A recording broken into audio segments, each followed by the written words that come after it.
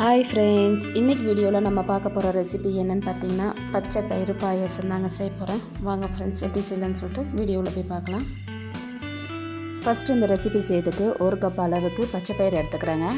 அது ஒரு கடாயில் மாற்றிட்டு நல்லா செவந்து வர வரைக்கும் நல்லா வறுத்துக்கலாங்க.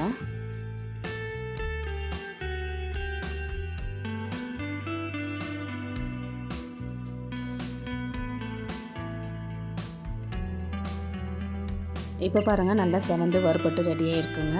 இப்போ இது வேறு ஒரு பாத்திரத்துக்கு நம்ம மாற்றிக்கலாம்.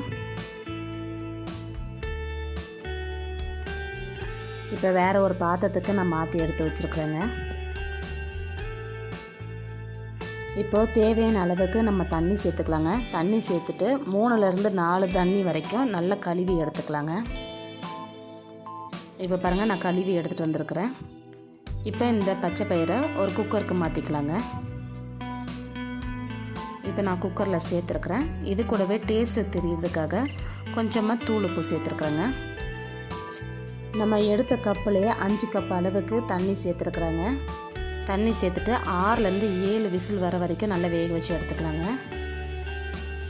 இப்போ வேறு ஒரு பாத்திரத்தில் 1 கப் அளவுக்கு வெல்லம் எடுத்துருக்குறேங்க. அது கூடவே 1 கப் அளவுக்கு தண்ணியும் சேர்த்துருக்குறேங்க. இந்த வெல்லம் நல்லா கொதித்து கரைஞ்சி வரட்டுங்க. பாருங்கள், இப்போ இது நல்லாவே கொதிச்சிடுச்சு. இப்போ நம்ம ஸ்டவ் ஆஃப் பண்ணிடலாம். இப்போ பாருங்கள், நம்ம வேக வச்சுருந்த பச்சை பயிரும் நல்லா வெந்துருச்சு. ஒரு கரண்டியை வச்சுட்டு நல்லா மசிச்சு விட்டுக்கலாங்க. இப்போ இந்த மாதிரியே கரண்டியை வச்சுட்டு நல்லா மசிச்சு எடுத்துக்கலாம். முழு பருப்பாக சாப்பிட்ற மாதிரிச்சுன்னா அப்படியே எடுத்துக்கோங்க, இல்லைன்னா இந்த மாதிரி நல்லா மசிச்சு எடுத்துக்கோங்க.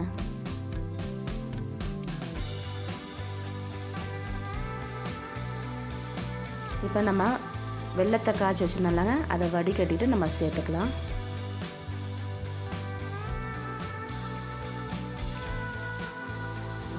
சேர்த்துட்டு நல்லா கலந்து விட்டுக்கலாங்க.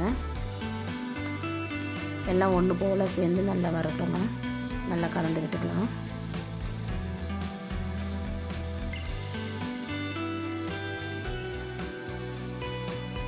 இப்போ வேறு ஒரு பாத்திரத்தில் 2 டீஸ்பூன் அளவுக்கு நான் நெய் சேர்த்துருக்குறேங்க. நெய்யெல்லாம் நல்லா உருகி வரட்டும்.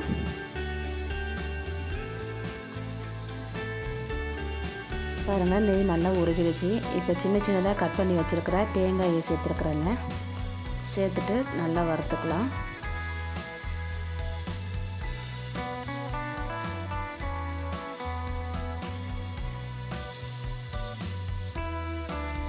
இப்போ இந்த தேங்காய் கூடவே கொஞ்சமாக முந்திரி பருப்பு எடுத்து வச்சுருக்குறாங்க, அதையும் நம்ம சேர்த்துக்கலாம். அது கூடவே திராட்சையும் எடுத்து வச்சுருக்குறாங்க, அதையும் நம்ம சேர்த்துக்கலாங்க. சேர்த்துட்டு எல்லாமே பொன்னிறமாக வர வரைக்கும் நல்லா வறுத்து எடுத்துக்கலாங்க.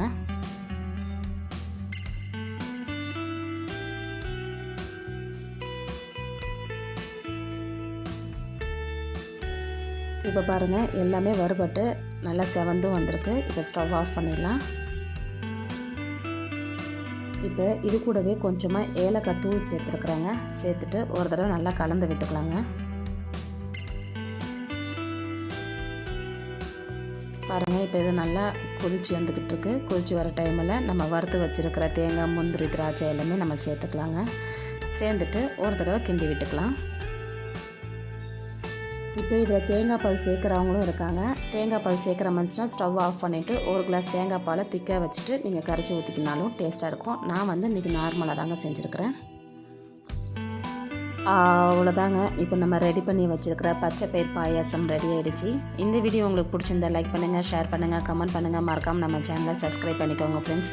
பக்கத்தில் இருக்க பெல் ஐக்கானே கிளிக் பண்ணிக்கோங்க. அப்போ தான் நான் போடுற வீடியோ எல்லாமே உங்களுக்கு நோட்டிஃபிகேஷனாக வரும் friends. Okay friends, tata, bye bye. Hi friends, இன்றைக்கி வீடியோவில் நம்ம பார்க்க போகிற ரெசிபி என்னென்னு பார்த்தீங்கன்னா சக்கரவள்ளி கிழங்கு அல்வா. வாங்க ஃப்ரெண்ட்ஸ், எப்படி செய்யலான்னு சொல்லிட்டு வீடியோவில் போய் பார்க்கலாம். ஃபஸ்ட்டு இந்த ரெசிபி செய்யறதுக்கு சக்கரவள்ளி கிழங்கு நல்லா க்ளீன் பண்ணிவிட்டு வெட்டிட்டு இட்லி சட்டியில் வச்சுருக்குறேங்க. இதை நம்ம மூடி போட்டுட்டு நல்லா வேக வச்சு எடுத்துக்கலாம். இப்போ பாருங்கள், இந்த சக்கரவள்ளி கிழங்கு நல்லா வேக வச்சு எடுத்தாச்சு. இதில் கத்தி வச்சு குத்தி பார்க்கும்போது நல்லா வெந்தும் வந்திருக்கு. இப்போ இதை வேறு ஒரு பிளேட்டில் மாற்றிட்டு இந்த கிழங்கெல்லாம் ஆற வச்சு எடுத்துக்கலாங்க. இப்போ இந்த சக்கரவள்ளி கிழங்குல இருக்கிற தோலை எல்லாமே நான் எடுத்துட்டேங்க. எடுத்துட்டு ஒன்று ஒன்றா பாதி பாதியாக உடச்சி வச்சுருக்கிறேன். இந்த மாதிரி உடச்சி வச்சுருக்குறேங்க. இது இப்போ ஒரு மிக்ஸி ஜாருக்கு நம்ம மாற்றிக்கலாம். எல்லாத்தையும் சேர்த்துட்டு நல்லா ஃபைன் பேஸ்ட்டாக அரைச்சி எடுத்துக்கலாங்க.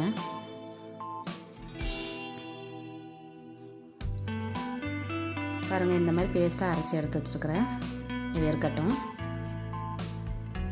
இப்போ ஒரு பாத்திரத்தில் 3/4 கப் அளவுக்கு வெல்லம் எடுத்துருக்குறாங்க. வெல்லத்தை சேர்த்துட்டு தேவையான அளவுக்கு தண்ணியும் சேர்த்துருக்காங்க. சேர்த்துட்டு இப்போ இதை நல்லா கொதிக்க வச்சு எடுத்துக்கலாங்க. பாருங்கள், வெல்லம் கொதிச்சு ரெடியாக இருக்குது. இதுவும் ஓரமாக இருக்கட்டும். இப்போ வேறு ஒரு பேனில் 1 ஸ்பூன் அளவுக்கு நெய் சேர்த்துருக்குறாங்க. நெய் எல்லாமே நல்லா உருகி வரட்டும். இப்போ நெய் நல்லா உருகிடுச்சுங்க. நம்ம அரைச்சி வச்சுருக்கிற சக்கரவள்ளி கிழங்க நம்ம அந்த நெய்யோடு சேர்த்துடலாம்.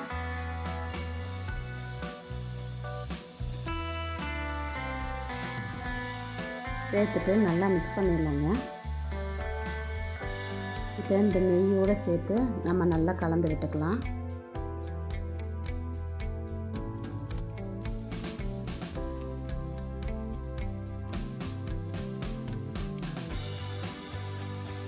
இந்த மாதிரி நல்லா கலந்து கொடுத்ததுக்கப்புறமா இப்போ நம்ம ரெடி பண்ணி வச்சுருக்கிற வெல்லத்தை வடிகட்டிட்டு நம்ம சேர்த்துக்கலாங்க.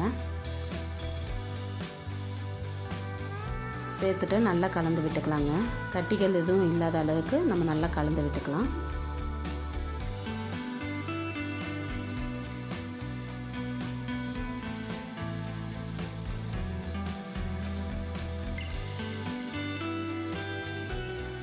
இந்த அல்வா வந்து பேனில் ஒட்டாத அளவுக்கு வரணுங்க. இப்போது இது கூடவே நம்ம 1 ஸ்பூன் அளவுக்கு நெய் சேர்த்துக்கலாம்.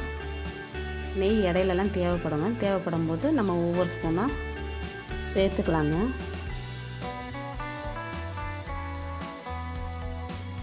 சேர்த்துட்டு இப்போ நல்லா கலந்து விட்டுக்கலாங்க.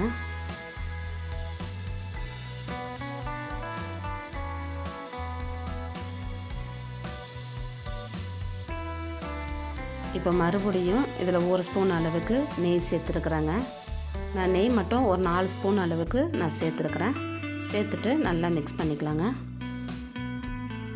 இதில் பேனில் ஒட்டாத அளவுக்கு நல்லா திரண்டு வரணுங்க.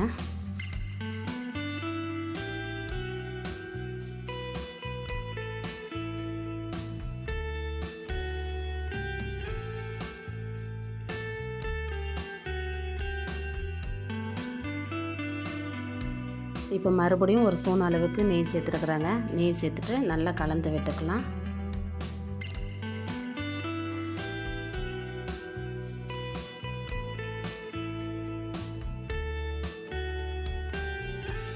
இப்போ இது கூடவே வாசனைக்காக ஏலக்காயை நுணுக்கி சேர்த்துருக்குறாங்க. அது கூடவே 1 ஸ்பூன் அளவுக்கு நெய்யில் முந்திரி பருப்பை வறுத்து வச்சுருக்குறாங்க. அதையும் நம்ம சேர்த்துட்டு நல்லா மிக்ஸ் பண்ணிக்கலாம். மொத்தமாக 4 ஸ்பூன் அளவுக்கு நெய் தேவைப்பட்டுச்சுங்க. இப்போ நல்லா கலந்து விட்டுக்கலாம். பேனில் ஒட்டாத அளவுக்கு வரவுங்க. பாருங்கள், இப்போ நல்லாவே கலந்தாச்சு. அல்வாவும் ரெடி ஆகிட்டே இருக்குது. அவ்வளோதாங்க. இப்போ இதை நம்ம வேறு ஒரு பிளேட்டுக்கு மாற்றிக்கலாம். அவ்வளோதான் ஃப்ரெண்ட்ஸ். இப்போ நம்ம ரெடி பண்ணி வச்சுருக்கிற சக்கரவள்ளி கிழங்கு அல்வா ரெடி ஆகிடுச்சு. இந்த வீடியோ உங்களுக்கு பிடிச்சிருந்தா லைக் பண்ணுங்கள், ஷேர் பண்ணுங்கள், கமெண்ட் பண்ணுங்கள். மறக்காமல் நம்ம சேனலை சப்ஸ்கிரைப் பண்ணிக்கோங்க ஃப்ரெண்ட்ஸ். பக்கத்தில் இருக்க பெல் ஐக்கனையும் கிளிக் பண்ணிக்கோங்க. அப்போ தான் நான் போடுற வீடியோ எல்லாமே உங்களுக்கு நோட்டிஃபிகேஷனாக வரும் friends. Okay friends, tata, bye by.